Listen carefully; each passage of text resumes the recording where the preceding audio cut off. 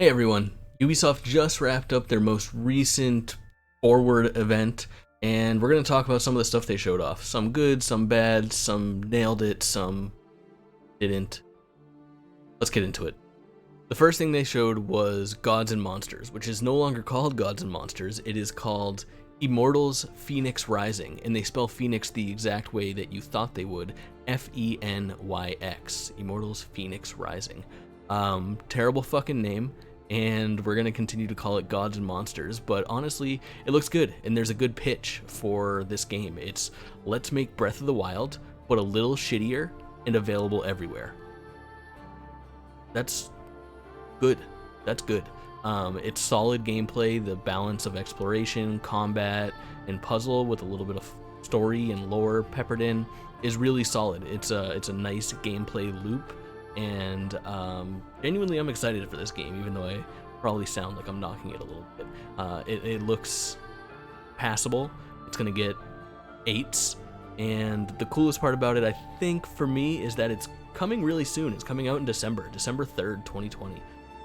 If I would have had my money on a release date, I would have said probably Q1 2021, but apparently this thing is in the can and ready to go, which is awesome. In that development cycle, I mean, it must be really easy to develop when you're just using Assassin's Creed Odyssey elements for half of the stuff in your game, but what can you do? Well, you know, we'll take what we can get. It does look decent, and I will play it, and I'm sure you'll see some more content right here about it as we gear up for launch. But let's get into the meat and potatoes here. Let's get into Prince of Persia: Sands of Time remake.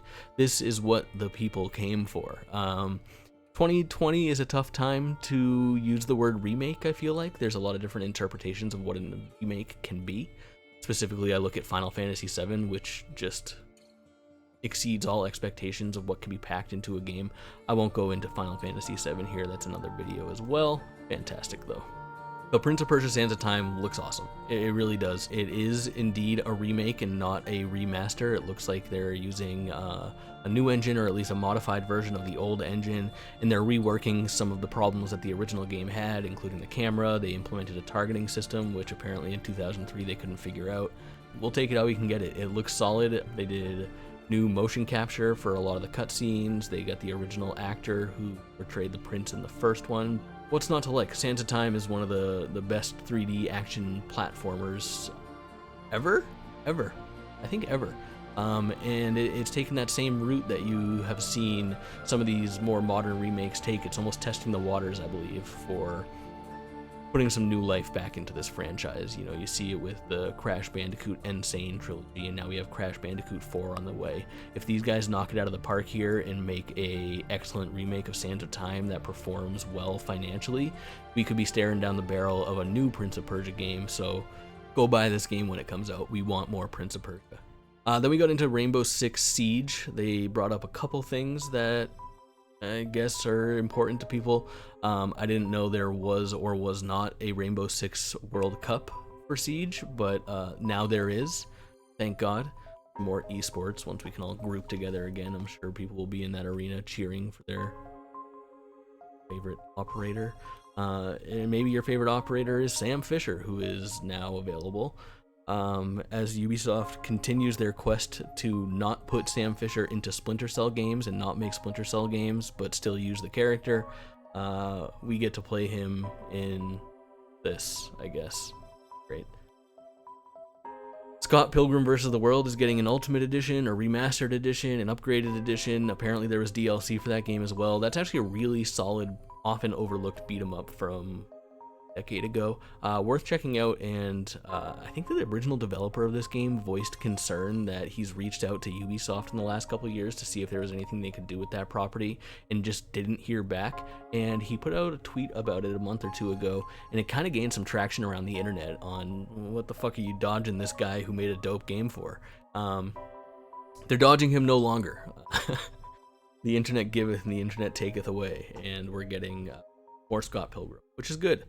There was a lot of little announcements as well. We'll touch on a couple of them here that happened either in the pre-show or the post-show or sprinkled throughout the show. Among them, Just Dance 21, because people are still buying that shit. The Crew 2 is still being supported. Great. Ghost Recon Breakpoint still exists. The 15 people that play it are really excited.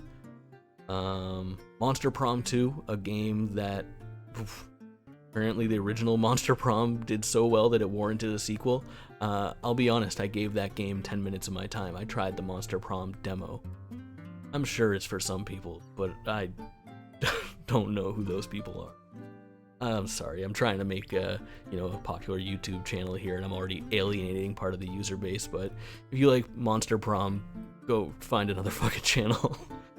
They showed off a good amount of content for Watch Dogs Legion, including the return of the character from the first game as a playable character, and UK rapper Stormzy is apparently also a playable character, but we were all expecting that, right? The last thing they threw out there was Far Cry VR, and on paper, Far Cry VR sounds fantastic. This is an awesome take. I see Voss, I see the Far Cry 3 villain that everyone loves making a return to something in Far Cry, and it's one of those VR experiences that you do at a theme park or in like a shopping mall where you have to go and pay for a ticket and you get a 20-minute long like Far Cry VR experience, which looks like it's based off of Far Cry 3, a decade-old game already.